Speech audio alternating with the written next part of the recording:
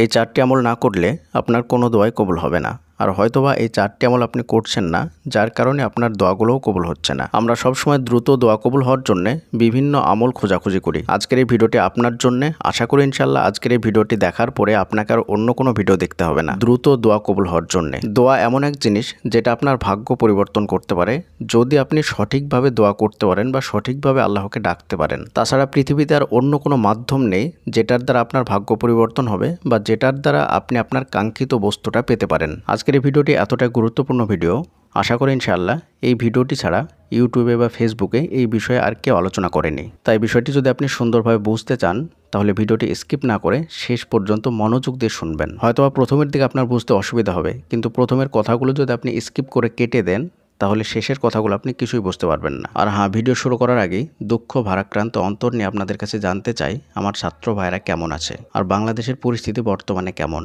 আপনারা অবশ্যই কমেন্টের মাধ্যমে আমাকে জানানোর চেষ্টা করবেন, কারণ দীর্ঘ কয়েকটা দিন ইন্টারনেট বন্ধ থাকায় আপনাদের ওখানকার তেমন কোনো খবরই আমরা পাইনি, যার কারণে আপনারা যদি জানান তাহলে অনেক বেশি খুশি হব। আর সে সঙ্গে আমি সকলের কাছে অনুরোধ রাখবো যে অবশ্যই আপনারা নিজের ব্যক্তিগত দোয়ার সময় আমার ভাইদের জন্য দোয়া করবেন এবং দোয়া করবেন আল্লাহ সুবহানাহু ওয়া তাআলা যেন বাংলাদেশকে জালেমের হাত থেকে রক্ষা করেন। আমি আমার ব্যক্তিগত জায়গা থেকে আমার ভাইদের জন্য অনেক দোয়া করেছি বা করছি, আপনারাও সকলেই করবেন, আপনাদের কাছে আমার বিনীত অনুরোধ। তো চলুন আর কথা না বাড়িয়ে আমরা জেনে আসি সেই গুরুত্বপূর্ণ 4টে আমল কি কি। এই ভিডিওটা একটু লম্বা হবে এবং ডিটেলস আলোচনা করার চেষ্টা করবো ইনশাআল্লাহ। আপনাকে যদি আমি প্রশ্ন করি যে পৃথিবীর মধ্যে সর্বশ্রেষ্ঠ মানুষ কে ছিলেন, তাহলে এক কথা আপনি বলবেন যে হযরত মুহাম্মদ সাল্লাল্লাহু আলাইহি ওয়াসাল্লাম। আবার যদি জিজ্ঞেস করি যে পৃথিবীতে সবচাইতে কাকে বেশি ভালোবাসতেন আল্লাহ সুবহানাহু ওয়া তাআলা, তাহলে এটারও উত্তর আসবে হযরত মুহাম্মদ সাল্লাল্লাহু আলাইহি ওয়াসাল্লাম। এবার যদি আপনাকে জিজ্ঞেস করি যে পৃথিবীতে সবচাইতে বড় দায়িত্ব বা মহান দায়িত্ব দিয়ে কাকে পাঠিয়েছিলেন আল্লাহ সুবহানাহু ওয়া তাআলা, এটারও উত্তর হবে হযরত মুহাম্মদ সাল্লাল্লাহু আলাইহি ওয়াসাল্লাম। এই দায়িত্ব মানুষের কাছে পৌঁছে দিতে গিয়ে তিনি কত মার খেয়েছেন, কত নির্যাতন সহ্য করেছেন, কত কষ্ট সহ্য করেছেন। এখন প্রশ্ন হচ্ছে যে রাসূল সাল্লাল্লাহু আলাইহি ওয়াসাল্লাম এত কষ্ট করেছেন, এত মার খেয়েছেন, এত দুঃখ সহ্য করেছেন, তারপরে কি তিনি আল্লাহ সুবহানাহু ওয়া তাআলার নিকটে দোয়া করেননি সারা পৃথিবীতে ইসলামকে পৌঁছে দেওয়ার জন্য? এর উত্তর হবে হ্যাঁ, অবশ্যই তিনি দোয়া করেছেন। তাহলে এবার আরও একটা প্রশ্ন আসছে যে তাহলে কি তিনার দোয়া কবুল হয়নি? এটারও উত্তর হবে হ্যাঁ, তিনার দোয়া অবশ্যই কবুল হয়েছে। তাহলে আবারও একটা প্রশ্ন আসবে যে যদি তিনার দোয়া সত্যিই কবুল হয়ে থাকে তাহলে তিনি কেন এত মার খেতেন, তিনি কেন এত অপমানিত হতেন, তিনি কেন এত কষ্ট পেতেন? এখান থেকে আজকের ভিডিওর বিষয়বস্তুটা শুরু হবে। পৃথিবী এমন একটা জায়গা যেখানে আপনি দোয়া করবেন আর সব কিছু অটোমেটিক হয়ে যাবে, বিষয়টা কিন্তু এমন নয়। দোয়ার সঙ্গে সঙ্গে আপনাকে আরও 4টে আমল করা লাগবে, তারপরে আপনার দোয়াটা আল্লাহ সুবহানাহু ওয়া তাআলা কবুল করবেন। আর এই 4টে আমলের 1 নম্বরে যে আমলটা আপনাকে করতে হবে সেটা হচ্ছে আপনার দিক থেকে আপনাকে সর্বাত্মক প্রচেষ্টা করতে হবে, 100% আপনাকে আপনার চেষ্টা করতে হবে। আল্লাহ সুবহানাহু ওয়া তাআলা সূরা নাজমের 39 নম্বর আয়াতের মধ্যে বলছেন, ওয়া আল্লাহ সালিল ইনসানি ইল্লা মা সা। মানুষ যেটা পাওয়ার জন্য চেষ্টা করে সেটাই সে পায়। তার মানে আপনি যে জিনিসটা পাওয়ার জন্য চেষ্টা করবেন সেটা আপনি পাবেন। এখন বিষয় হচ্ছে যে যেটা পাওয়ার জন্য আপনি চেষ্টা করবেন সেটাকে আপনি সত্যি পাবেন না, কখনোই পাবেন না। যদি না আবার সেই জিনিসটার সঙ্গে আরও 3টে আমল থাকে, তার মানে এই 4টে আমলের মধ্যে কোনো একটা আমল যদি আপনি করেন তাহলে কিন্তু আপনি সেই জিনিসটা পাবেন না। আপনাকে একসঙ্গে 4টে করা লাগবে। আপনি চেষ্টা করবেন আর আপনি পেয়ে যাবেন, এটা কিন্তু না। তাহলে আপনি বলবেন যে কোরআনের আয়াত কি ভুল? আল্লাহ সুবহানাহু ওয়া তাআলা কি তাহলে ভুল বললেন? জি না। পরবর্তী কথাগুলো মনোযোগ দিয়ে শুনুন, তাহলে প্রত্যেকটা বিষয় আস্তে আস্তে বুঝতে পারবেন ইনশাআল্লাহ। তাহলে আল্লাহ সুবহানাহু ওয়া তাআলা কি বললেন? কোনো একটা জিনিস যদি আপনি সত্যি পেতে চান তাহলে সেই জিনিসটা পাওয়ার জন্য আপনাকে সর্বাত্মক চেষ্টা করতে হবে, আপনার দিক থেকে 100% আপনাকে চেষ্টা করতে হবে। শুধুমাত্র আপনি দোয়া করলেন তাহলে কিন্তু আপনি সেই জিনিসটা পেয়ে যাবেন না। আল্লাহ সুবহানাহু ওয়া তাআলা স্পষ্টভাবে বলছেন যে যে জিনিসটার জন্য চেষ্টা করে আল্লাহ সুবহানাহু ওয়া তাআলা তাকে সেটাই দেন। কিন্তু অনেকেই দেখবেন যে চেষ্টা করার পরেও সে পায় না, তার কারণ শুধুমাত্র সে চেষ্টা করে, বাকি আরও 3টে জিনিস সে ব্যক্তি করে না। তাহলে নাম্বার 1, আপনাকে চেষ্টা করতে হবে, প্রচেষ্টা করতে হবে, তারপরে আপনাকে দোয়া করতে হবে, অর্থাৎ দোয়ার আগে আপনাকে চেষ্টা শুরু করতে হবে। আল্লাহ সুবহানাহু ওয়া তাআলা কোরআনের মধ্যে বলছেন, উজিবু দাওয়াতাদ দাঈ ইযা দাআন, যখন কোনো বান্দা আমাকে ডাকে তখন আমি তার ডাকে সাড়া দেই। মানে যখনই কোনো বান্দা আমার কাছে দোয়া করে তখনই আমি তার দোয়াকে কবুল করি। এখন এখানেও একটা প্রশ্ন থাকে, আপনি তো দীর্ঘদিন থেকে দোয়া করছেন, তাহলে আপনার দোয়াটা কেন কবুল হচ্ছে না? বা অনেকেই তো দোয়া করে, তাহলে তাদের দোয়াগুলো কেন কবুল হয় না? ওই যে প্রথমেই বললাম যে চেষ্টা করে দোয়া করে না, আবার দোয়া করে চেষ্টা করে না। আবার অনেকেই তো দোয়া এবং চেষ্টা দুটোই করে, কিন্তু বাকি যে দুটো আসে সেই দুটো সে করে না। 3 নম্বরে যে আমলটা আপনাকে করতে হবে সেটা হচ্ছে আল্লাহর উপরে ভরসা রাখতে হবে। আল্লাহ সুবহানাহু ওয়া তাআলা সূরা তালাকের 3 নম্বর আয়াতের মধ্যে বলছেন, ওমাই ইয়াতাওয়াক্কাল আলাল্লাহি ফাহুয়া হাসবু। যে ব্যক্তি আল্লাহর উপর ভরসা করে আল্লাহই তার জন্য যথেষ্ট।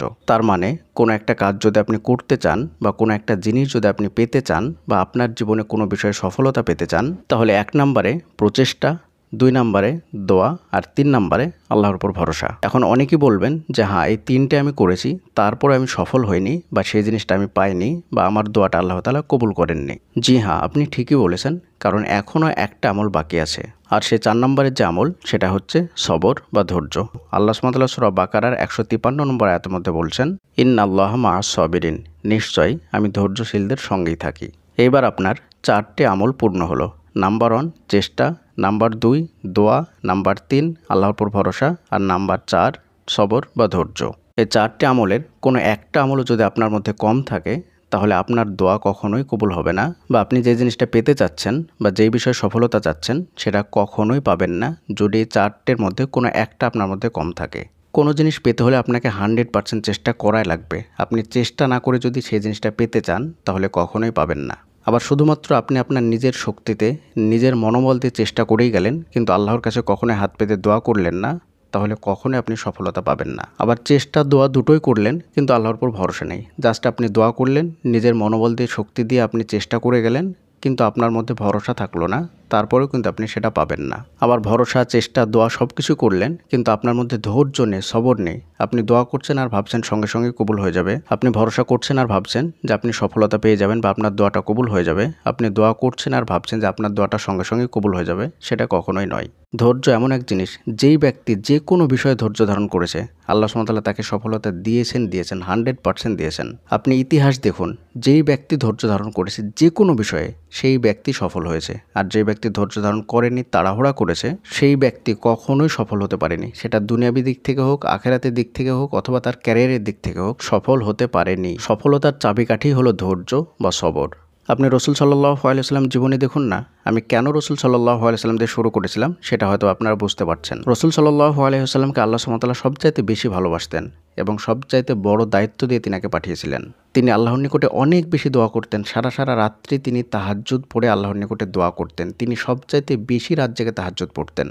হাদিসের মধ্যে এসেছে তাহাজ্জুদ পড়তে পড়তে তিনার পাগুলো ফুলে যেত। মানে রাত্রের কিছুটা অংশ ঘুমিয়ে বাকি সারা রাত্রি তিনি তাহাজ্জুদ পড়তেন, আল্লাহর ইবাদত করতেন এবং আল্লাহর নিকটে দোয়া করতেন। এবং দিনের বেলায় তিনি সারাদিন প্রচেষ্টা করতেন দিনের দাওয়াত মানুষের কাছে পৌঁছে দেওয়ার জন্যে।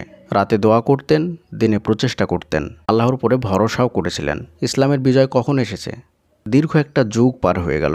তিনি দোয়া করতেই থাকলেন, প্রচেষ্টা করতেই থাকলেন, কষ্ট সহ্য করতেই থাকলেন, ভরসা করতেই থাকলেন এবং কঠোরভাবে তিনি সবর বা ধৈর্য ধারণ করে গেলেন। তারপরে একটা যুগ পার হয়ে গিয়ে আল্লাহ সুবহানাহু ওয়া তাআলা সব কিছু একবারেই ঢেলে দিলেন। ধৈর্য ধারণ করতে করতে আপনার হয়তো মনে হবে যে আমি হয়তো ধৈর্য ধারণ করতে করতে বুড়ো হয়ে যাব, আর কোনো কিছুই হয়তো অবশিষ্ট থাকবে না। কবেই বা আমি সফল হব? কবেই বা আল্লাহ তাআলা আমার দোয়াটাকে কবুল করবেন? ধৈর্য অনেক কঠিন জিনিস। ধৈর্য ধারণ করলে আপনার সময়টা পার হতে চাইবে না। তারপরে আপনাকে ধৈর্য ধারণ করেই যেতে হবে এবং আপনি যেটার উপরে আছেন সেটার উপর আপনাকে অটল থাকতে হবে। কখনোই ভেঙে পড়া চলবে না এবং ওই দিক থেকে আপনাকে সর্বাত্মক প্রচেষ্টা চালিয়ে যেতে হবে। 100% আপনার দিক থেকে আপনাকে চেষ্টা করতে হবে। যদি চেষ্টায় কমতি থাকে তাহলে দোয়াতে আপনার ঘাটতি চলে আসবে, আর যদি দোয়াতে ঘাটতি চলে আসে তাহলে ভরসায় ঘাটতি চলে আসবে, আর যদি ভরসায় ঘাটতি আসে তাহলে আপনি ধৈর্য ধারণ করতে পারবেন না। তার মানে একটার সঙ্গে অপরটা কানেক্টেড।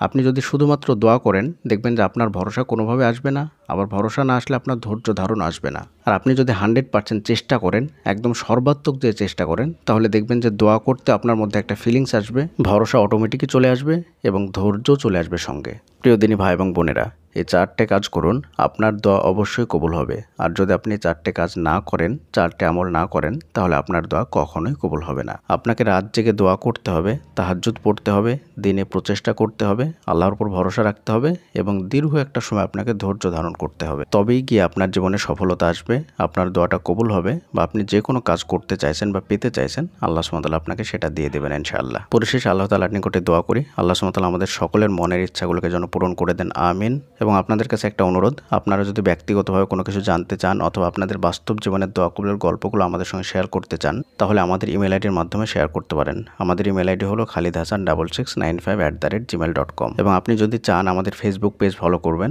তাহলে দোয়া কবুলের গল্প লিখে সার্চ করলে দেখবেন যে ইসলামিক মোটিভেশন মোটিভেশনাল স্পিচ আমাদের চ্যানেল বা পেজ চলে আসবে। দোয়া কবুলের গল্প লিখে এই কারণে সার্চ করবেন, কারণ ইসলামিক মোটিভেশনাল স্পিচ লিখে ফেসবুকে সার্চ করলে আমাদের পেজ আসে না, তাই ওইটা লিখে সার্চ করলে আমাদের পেজটা চলে আসবে। আসসালামু আলাইকুম ওয়া রাহমাতুল্লাহি ওয়া বারাকাতুহু।